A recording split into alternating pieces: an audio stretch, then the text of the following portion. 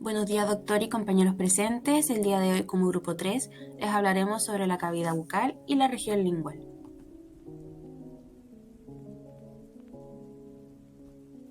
La cavidad bucal es un espacio irregular situado en la parte inferior de la cara, abierto hacia adelante mediante el orificio bucal y en comunicación posterior con la faringe a través del istmo de las fauces.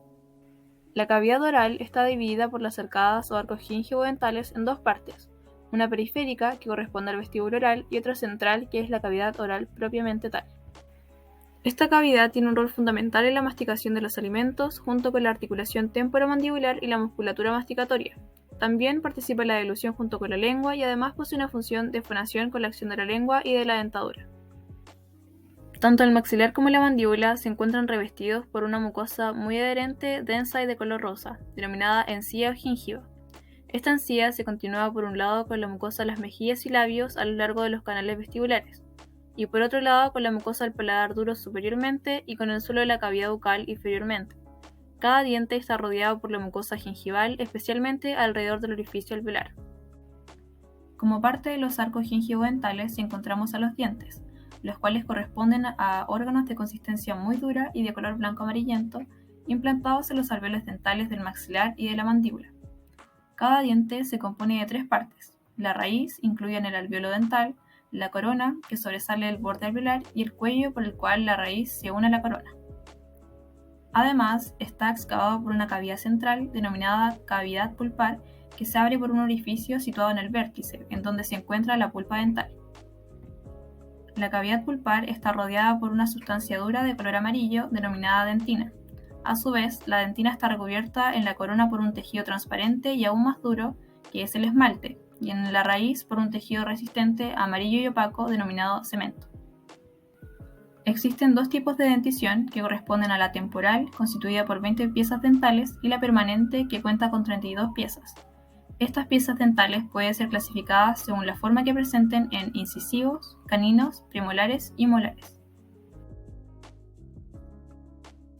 El vestíbulo bucal u oral es un espacio incurvado en forma de herradura comprendido entre los arcos alveolodentarios por una parte y los labios y mejillas por otra. La cavidad vestibular se abre al exterior por la hendidura bucal u orificio de la boca, en donde está tapizada por la mucosa bucal, que en los arcos alveolares forma la encía.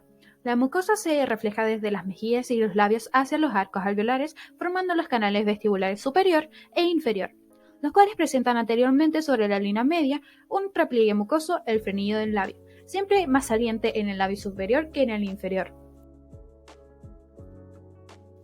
La boca está constituida por 6 paredes denominadas respectivamente pared anterior o labial, paredes laterales o mejillas, pared superior o bóveda palatina, pared inferior o piso de la boca y por último pared posterior o velo del paladar.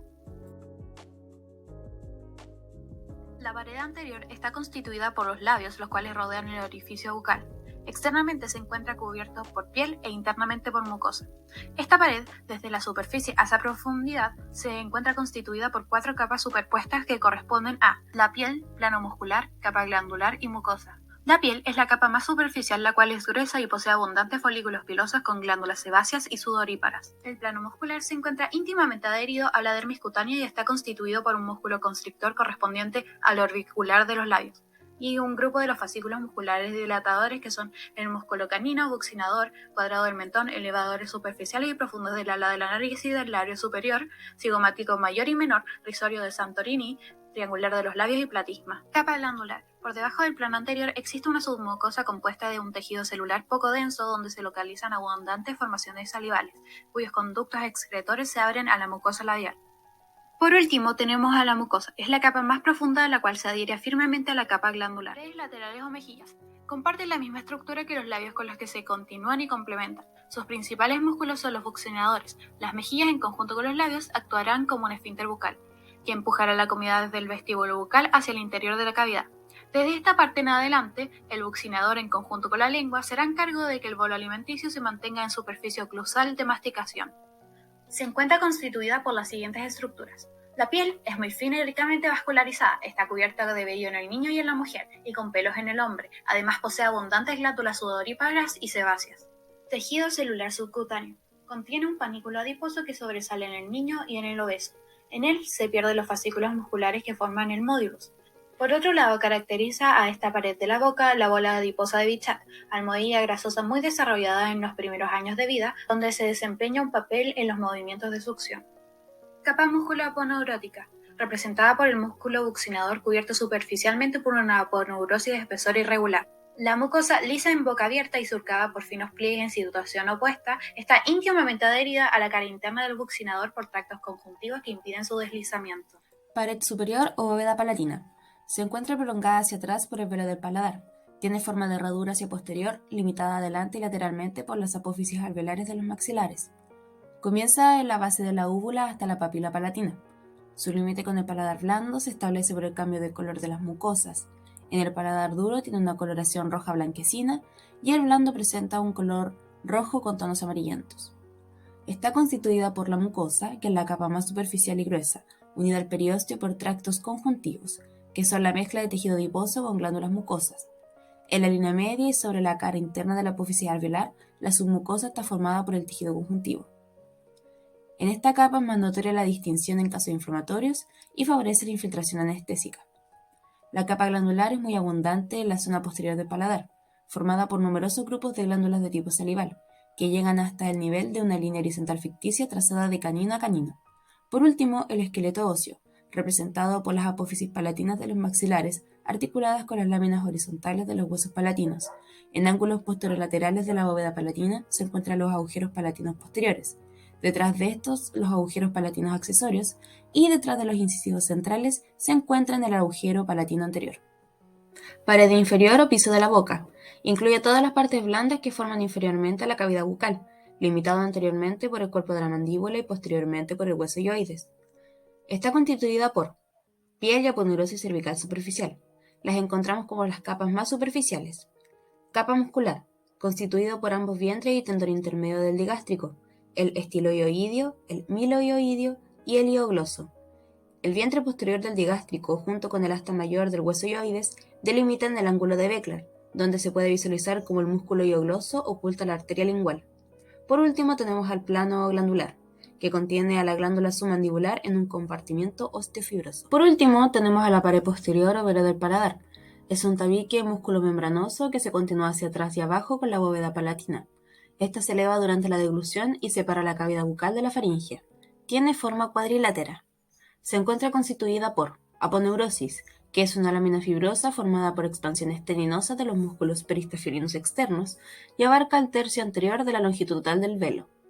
La capa muscular, en donde encontramos tres planos musculares que están representados por los haces principales de los faringoestafilinos, peristafilinos internos y los palatoestafilinos.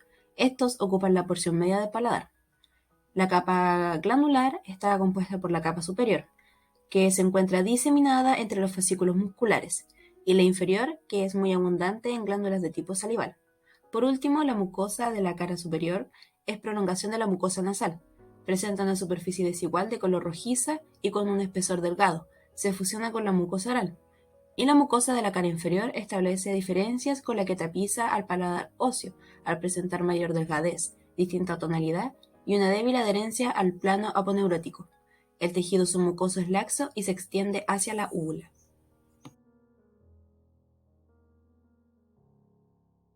En la clínica es factible la visión directa o con iluminación artificial. Para el examen del vestíbulo, la pared inferior y el istmo de las fauces se requiere el uso de instrumental, solicitando al paciente la apertura de la boca que va desde los 35 a los 40 milímetros. En la inspección de la cavidad se debe reconocer lo siguiente. En el vestíbulo se debe apreciar el frenillo a la altura de los premolares. En el vestíbulo superior se observan los frenillos laterales. Sobre la mucosa de las mejillas, frente al primer o segundo molar, se puede apreciar el orificio terminal del canal de Stenón. Observando la pared superior podemos encontrar el rafe medio del paladar. La pared posterior se puede explorar a simple vista haciendo que el paciente emita un sonido diciendo la vocal A. Deprimiendo la lengua y con una espátula es posible encontrar el istmo de las fauces y la orolaringe. Y por último, para examinar el piso de la boca del paciente, debe llevar la lengua hacia arriba y hacia atrás. Encontrando de este modo el frenillo lingual, a los lados de este se aprecian los orificios de la desembocadura de los conductos de Wharton. La irrigación está dada por las arterias labial superior e inferior que corresponden a ramas de la facial, las cuales se anastomosan en la línea media dejando un círculo arterial en los labios. Las venas son subcutáneas y desaguan en la facial y submental. En cuanto a la inervación de esta pared, el labio superior está inervado por ramas del nervio maxilar y el inferior por ramas del nervio mandibular. En las paredes laterales encontramos a ramas de la arteria transversal de la cara, alveolar superior y arteria bucal.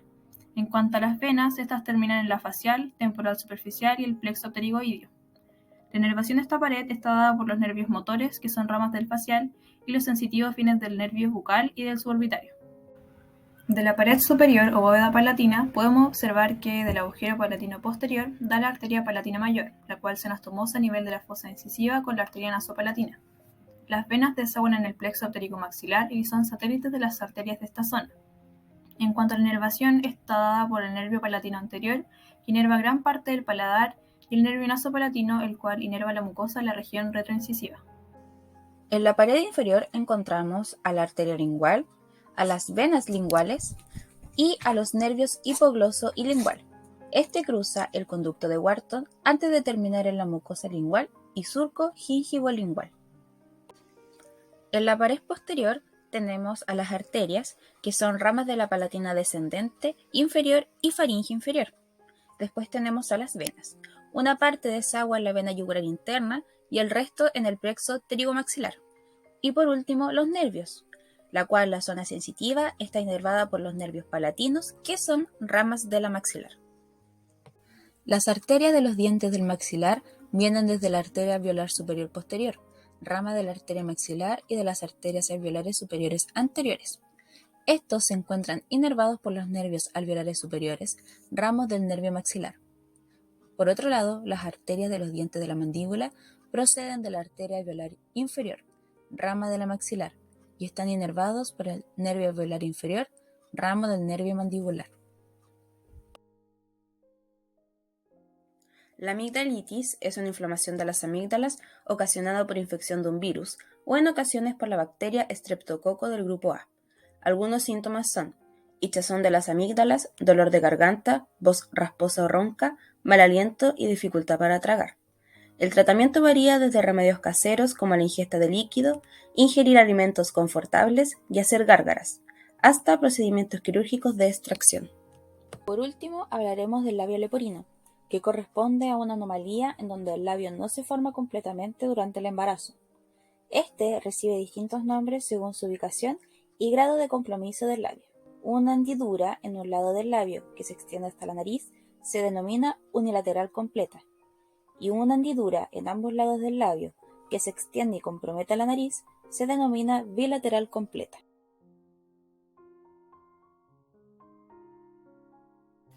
La lengua es un órgano muscular y mucoso. La mucosa lingual recubre toda su parte libre y en ella se sitúa el órgano del gusto.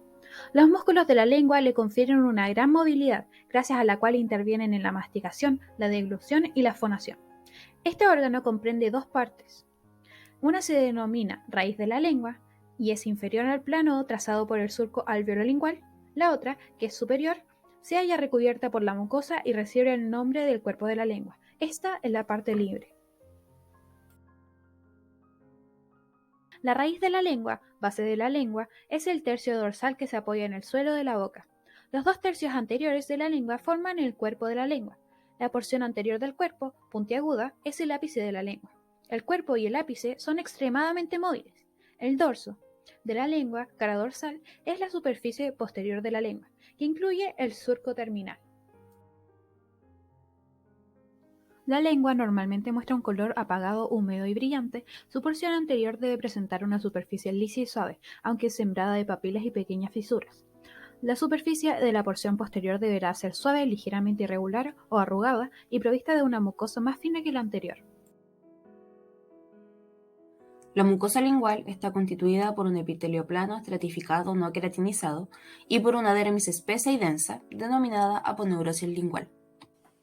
La mucosa de la porción anterior de la lengua es rugosa debido a la presencia de numerosas papilas linguales. 1. Papilas circunvaladas. Son grandes, con forma de sombrero de copa aplanada y directamente anteriores al surco terminal. 2. Papilas foliadas. Pequeños pliegues laterales de mucosa lingual poco desarrolladas. 3. Papilas filiformes, largas, numerosas y escaladas. Contienen terminaciones nerviosas aferentes sensibles al tacto. 4. Papilas fungiformes. Tienen forma de seta. Aparecen como puntos rosas o rojos, esparcidos entre las papilas foliadas, pero son más numerosas en el ápice y el borde de la lengua. Se dice que existen sectores específicos en la lengua donde se sientan determinados sabores, información que no está del todo correcta, ya que en la lengua podemos detectar las sensaciones gustativas en todos los sectores, pero un poco más agudo en aquellos lugares que mencionan como específicos. Existen 5 sensaciones gustativas básicas: dulce, salado, ácido, amargo y umami. El resto de los sabores son un producto entre lo visual, el olor y el gusto. El esqueleto osteofibroso comprende el hueso hioides y 2 membranas fibrosas, la membrana hioglosa y el tabique o septo lingual.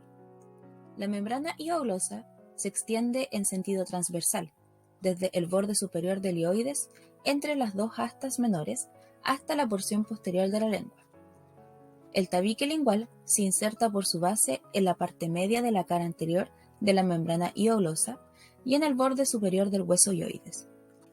En cuanto a la musculatura de la lengua, esta posee 17 músculos para su movilidad, de los cuales podemos clasificar en 2 grupos. Intrínsecos, formado por músculos que modifican la forma de la lengua, pero incapaces de desplazar el órgano en el espacio. En este grupo tenemos al músculo transverso, y por otro lado tenemos al grupo de extrínsecos, cuyos músculos al contraerse movilizan la lengua en distintas direcciones. Aquí encontramos al geniogloso, estilogloso, hiogloso, palatogloso, faringiogloso, amigdalogloso y lingual superior e inferior. La irrigación. Las arterias dorsales de la lengua irrigan en la parte posterior de la lengua y envían una rama tonsilar a la tonsila palatina. También tenemos la arteria profunda de la lengua, la cual irriga la parte anterior de la lengua. Las arterias dorsales y profundas se anastomosan en el ápice de la lengua. Por último tenemos la arteria sublingual, la cual irriga la glándula sublingual y el suelo de la boca. En cuanto a la inervación, todos los músculos de la lengua están inervados por el nervio hipogloso, a excepción del músculo palatogoso, que es inervado por el plexo faríngeo y ramos motores del nervio vago. La sensibilidad general de la mucosa de los 2/3 anteriores de la lengua se encuentran inervados por el nervio lingual. La sensibilidad especial de esta parte se encuentra inervada por el nervio cuerda de tímpano y el nervio facial. La sensibilidad especial y general del tercio posterior de la lengua es inervado por el ramo lingual del nervio glossofaríngeo, un ramo del nervio vago y pequeños ramos del ramo interno del nervio laríngeo superior. Lengua pilosa vellosa. Es la acumulación de las células cutáneas muertas en la superficie de la lengua. Se debe por el crecimiento excesivo de las papilas, haciendo que estas células muertas no se eliminen con normalidad. También puede producirse por mala higiene dental, sequedad de la boca, consumo de tabaco y o alcohol o uso excesivo de enjuagues bucales. Ránula. Es un mucosele que aparece generalmente bajo la lengua por la acumulación de una proteína secretada junto a la saliva, la mucina. Puede producirse por la rotura de uno de los conductos de la glándula salival, por un traumatismo o por la obstrucción de uno de estos. Aquí la mucina se acumula en conjunto a los saliolitos. Anquiloglosia o frenillo lingual corto. Este es un trastorno presente desde el nacimiento de la persona afectada, el cual reduce el movimiento de la lengua por presentar un frenillo lingual corto, lo que puede afectar la forma de comer, tragar y hablar. Leucoplasia. Esta patología corresponde a la formación de parches blancos y espesos en las encías, parte interna de las mejillas y a veces en la lengua. No se sabe exactamente su causa, pero puede aparecer por irritación crónica por tabaco. La mayoría de las veces no son cancerosos y se pueden eliminar con un raspado.